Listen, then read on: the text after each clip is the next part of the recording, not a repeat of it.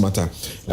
Kofi says he wants to say something briefly, and then we can break off and return to look at the Galamsey. President Mahama declares it a national emergency, but he seems to defer a declaration of a state of emergency. What are the people within the area saying about this? Kofi? Yeah. Let me hear what you're going to say. There's a question I'm going to put to you as well. Okay. And as you can see on the screen, this was in August of 2019? And that was me saying, 2018. That was me saying we can't build a cathedral on a foundation of lies, because there were just too many lies from the finance minister, from Amewu, and other government operators, including some of the people on the board. The question I'm being asked to ask you, even before you say what you want to say, is that the state went to the Supreme Court to defend the case brought by Dr. Bonfe, and told the courts that state funds were not going to be used, apart from what they call the seed money. Yeah. So if you are saying people should be prosecuted, must it include those who went to the Supreme Court and told lies? Okay, so a bit of education on that. We have an adversarial system. Mr. Bonfe went and stated a number of things, and they were facts. Offices had been given. That is state funds.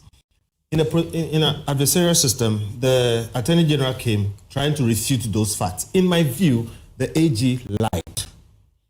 Now, the finders of what the truth is are the judges. There are things they must take judicial notice of or use the evidence in front of them. But I don't know how to put this, but in short, this is one of the reasons why the present Chief Justice is facing what she's facing now. Some of us were disappointed that in the face of things, it seemed there were preconceived decisions. And it's not just this. Birth certificate. President Chief Justice, one person in the midst of... That's why I didn't want to go there, but don't sidetrack me. Justice Tokonu was only one among, a panel. That is why sometimes a panel of 5, a panel of 9. I should have avoided 7. I should have avoided that. I didn't mean to pin it on her, but I'm saying, one, as for the lawyer on the other side, I'm not saying he should lie, but I'm saying here, my own brother, the AG, lied. Because he had those facts and went and controverted what Bonfe said. And the judges, instead of taking judicial notice, looking at the facts in front of them, lined up behind the government in the face of things that we could all see. They believe the government.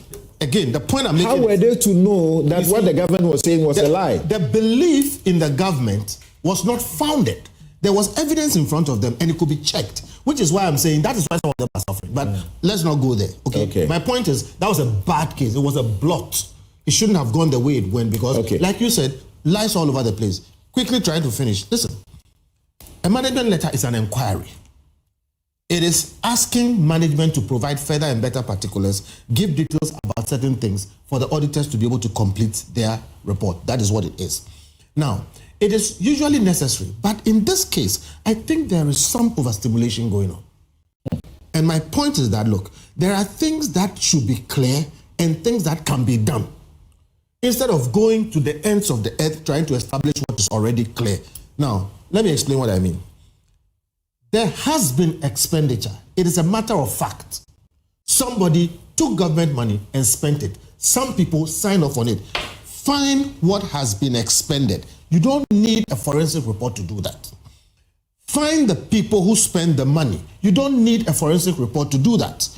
Call them and let them defend to you. Let them explain to you because they owe it to us. Public funds are public funds. Why did you spend this money? Why did you pay a J21 million? Defend that. If you are not able to do that, prosecute them. That is why we have laws, for instance, on causing financial loss to the states. All right? And then there were breaches of procurement law. Call them, prosecute them. If they have a defense, let them forward it. Their defense, if it's sound, will exonerate them. You don't need a forensic audit to do that. Trust me. This president has 4 years. If you're going to go the route of forensic audit, management reports, going back and forth, and I'm not saying they are not useful, I'm saying in this particular matter, just like I am accusing the judges of seeing clear things and saying they didn't, there are some things that are clear. The expenditures were had, okay, plain corruption happened. Okay. There are funds that we can't trace. All right. There were procurement breaches, there were overpayments, and there are unaccounted for funds. Hold them and prosecute them. I think sometimes our prosecutorial agencies like too much fanfare. They like too much, public spectacles instead of the actual hard work. Okay. Don't over-dramatize. Thank you. Prosecute. Thank you very much. And an elder in the Pentecost Church wants it to be put on record that, as a matter of fact, there was no directive by the church for members to contribute to the construction of the National Cathedral. Also, I think the James Kwabena matter, even though he's right here with us, I think I need to mention this, that those in the judgment were Mrs. Justice Akufo-Addo, Justice Jones Doche, Justice Eni Yeboah, Justice Sule Gbadegbe, Justice Vida Kotobanfo, and Justice Eni Yeboah. On that, let me do a withdrawal. Right. I don't want it to be taken as an attack on the judiciary. I'm simply saying, when you have some of these things which are of a huge national interest, and you have facts like what Mr. Bonfe presented, officers have been given. You spoke about some of the bungalows broken, state resources used, and it goes before the judges. Note that much as we don't insult the judges, we can criticize them. I am criticizing the ruling. Okay. Thank you. Thank you very much.